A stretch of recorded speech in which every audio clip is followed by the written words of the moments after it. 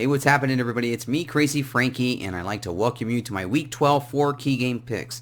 Before we talk about Week number 12, I don't want to get into too many thoughts from Week number 11 because my last two videos were about over 15 minutes, so I'm going to try to do my best to keep it short. A lot of things that did happen in Week number 11 I don't want to get into, but I do want to throw in some quick thoughts here.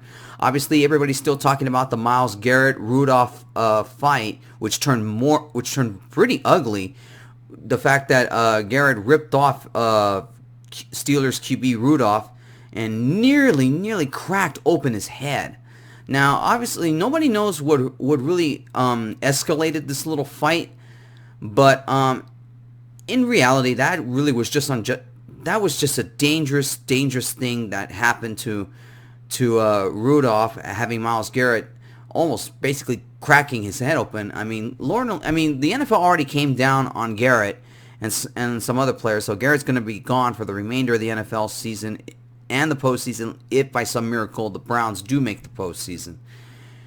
So I would have to say, Rudolph got pretty lucky, but a lot of people have their sides saying that Rudolph did it or Myles Garrett escalated something here. But still, that really is just something that should not be seen. That was totally uncalled for and unnecessary. No matter, whatever side they came about, what happened to the fight, that to me is just not a good thing, and that should never have taken place and all. And I think that the punishment that the NFL had gave Myles Garrett, I think, was just about right.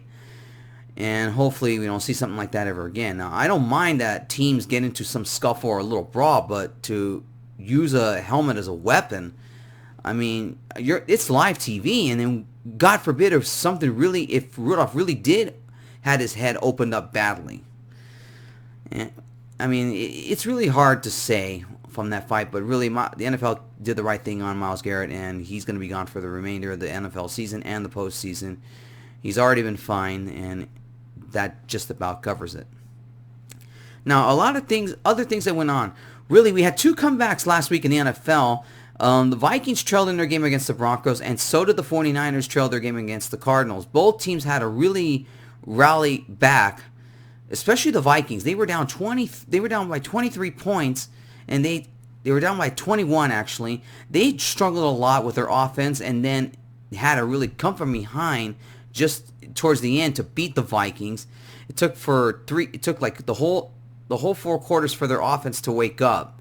I start to wonder now. Look, the Vikings are really hanging in there with the Packers in their own division, and I wonder if the Broncos really did expose some of their flaws, because really the Vikings had not lost the home game all year, and the way that their offense struggled a lot, despite the fact that the Broncos defense isn't all that good, and yet they did a good job of holding the Vikings at bay. But in the end, the Vikings came back. Kirk Cousins and their offense struggled the whole game, but they were able to come back and beat the Vikings. Now, the 49ers, really, it took a while for them to get going. Garoppolo really, and that offense really went back and forth with Murray and the Cardinals here. This would happen a couple of weeks back where the Cardinals did a good job of really keeping up with the 49ers. So I don't know if really there is something for the 49ers, that they have their own flaws, in all honesty. Now the Cowboys had a big game last week, and really this was the Dak Prescott game last week against the Lions. He posted 400 yards of offense, and but they really did struggle a bit with the Lions, even though despite the fact the Lions didn't have Stafford because he was hurt. But really, Prescott really came alive in this game and really was just on fire despite the troubles that they had with the running game with Zeke Elliott.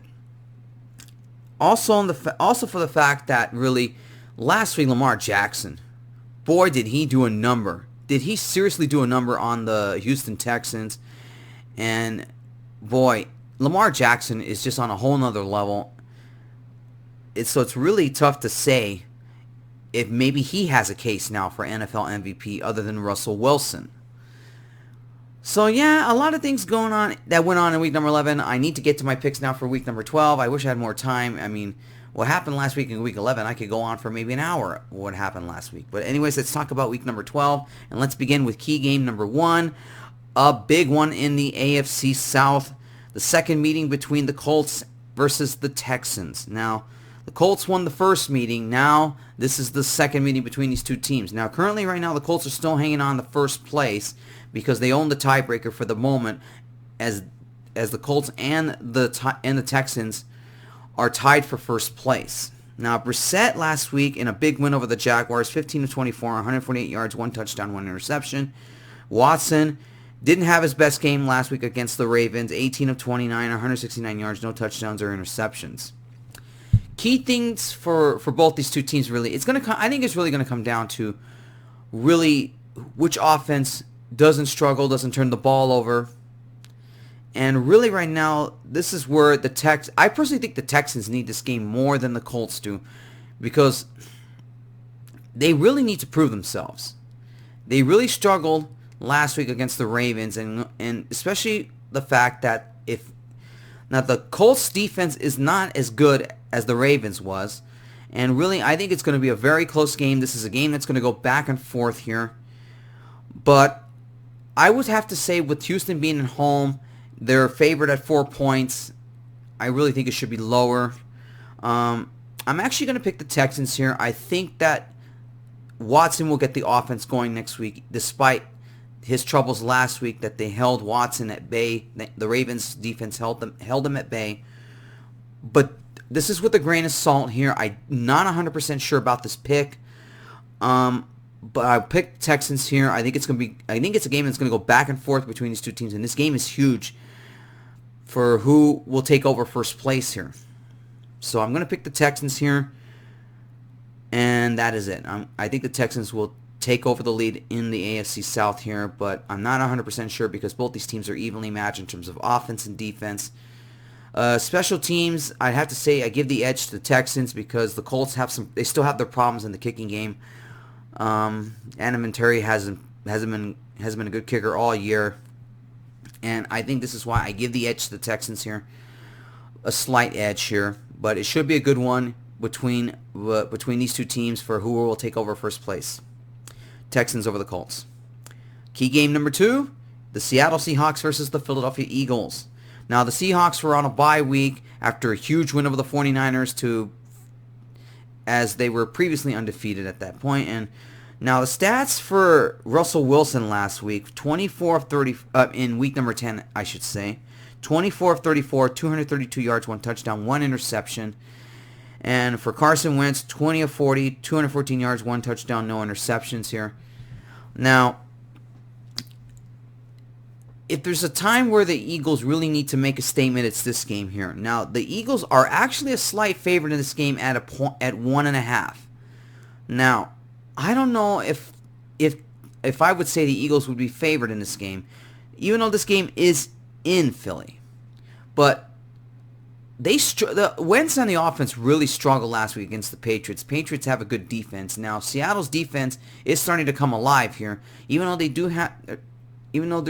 have some sort of injuries in the backfield, and it's really going to bring up question marks really if the Seattle Seahawks can really get to Carson Wentz in this game.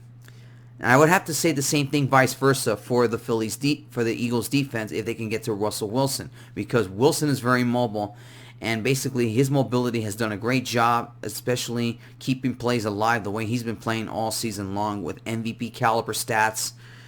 And this is a time where Philly really needs this game right now. They're trying to keep up with the Cowboys here, but right now this weekend for the Eagles kind of does favor them. I'm not talking about this game. It's because the Cowboys and the Patriots are playing each other, and I will talk about the game in just a minute.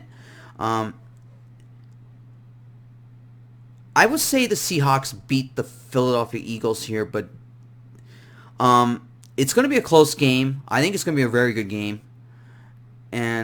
But I just think that the Seahawks offense, I think, is just a tad better than the Eagles, and I really think that Russell Wilson will have a good game against that Philly defense. Philly defense isn't all that good, and that's where the struggles will come about if Russell Wilson starts being mobile and gets out of the pocket and creates plays. And that's why I'm going to go with the Seahawks here. I think the Seahawks will beat the Eagles here, and that's it. Seahawks over the Eagles. And key game number 3, it is the Dallas Cowboys versus the New England Patriots, as I was mentioning when I was talking about the Seahawks and Eagles, and why the Eagles may have some sort of relief here. Now, talking about Dak Prescott earlier, 29 of 46, 444 yards, 3 touchdowns, and no interceptions, in a big win over the Lions. Now, Brady and their offense, I mean, they did struggle a lot. I mean, they barely beat the Eagles by a touchdown here. Brady went 26 of 47, 216 yards, no touchdowns or interceptions. He wasn't his best game and all, but they still got the win.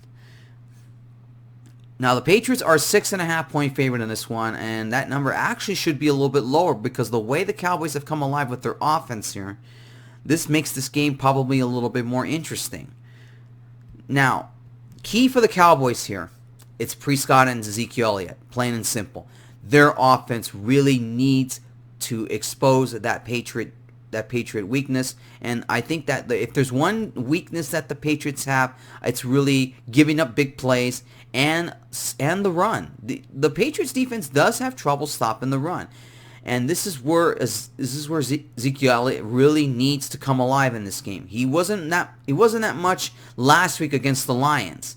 But this is where they need to unleash him in this game if the Cowboys have any hopes of beating the Patriots and that defense that the Patriots have.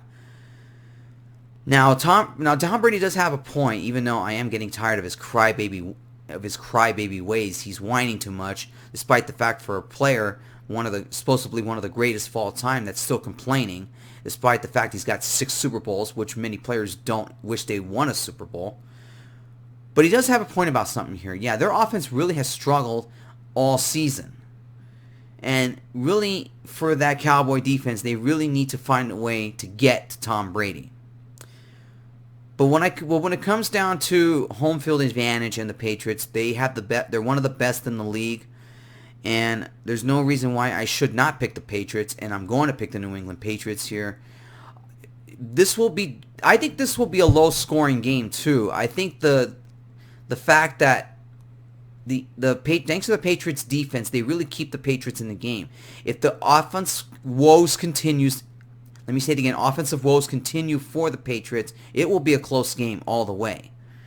But it's hard not to go against the Patriots. They're good at home, and that's why I'm picking the New England Patriots here. I think it'll be a close game, but I like the Patriots in this one, Patriots over the Cowboys.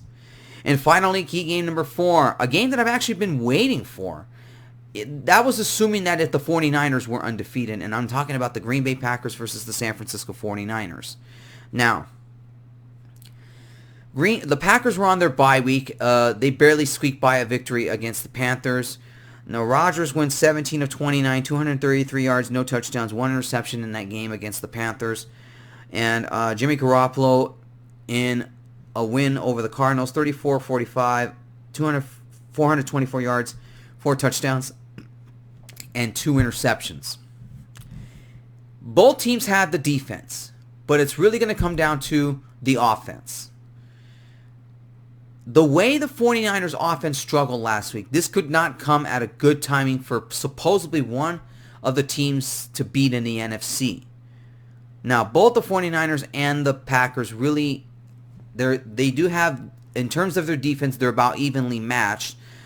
But really, when it comes down to it, it's really offense here. I don't know if Kettle is going to be available for this game. I have no word on this yet. But if there's a time where they really need him back for the 49ers and Garoppolo making some good plays, this is the game right here. Because the Packers have been on a roll for quite some time. I mean, the only 2 losses came at the Eagles and the Chargers. They still are one of the teams to beat in the NFC, and this could play a role when it comes to home field advantage. So right now, it should be a very good game between these 2 teams. But if I have to come down to it in terms of offense here, I'm actually gonna pick the Green Bay Packers in this game. Yes, I'm gonna pick the Packers here. 49ers are a 3-point favorite in this one, but if their offense struggles continue for this team, it wouldn't surprise me if the Packers go into Santa Clara and beat the 49ers here. And that is why I'm going to pick the Packers here. It's going to be a very close game. I expect this to be close all the way. But I think that the Packers offense, I think Aaron Rodgers will find a way to break through with that San Francisco defense as the way Russell Wilson did. So yeah, I think to me that the 49ers troubles are going to continue if they don't have their players healthy here. And like I said, I don't know if Kettle's going to be available in this game for the 49ers, so it's really going to be tough to say if the 49ers can really keep up with the Green Bay offense. But that's why I'm picking the Packers here. I think the Packers will beat the 49ers here. Packers over the 49ers. All right, everybody, that wraps up my picks for week number 12. For all of my week 12 picks, please check the description below. And I'll see you guys next week when I talk about my picks for week number 13. Take care and enjoy your football weekend.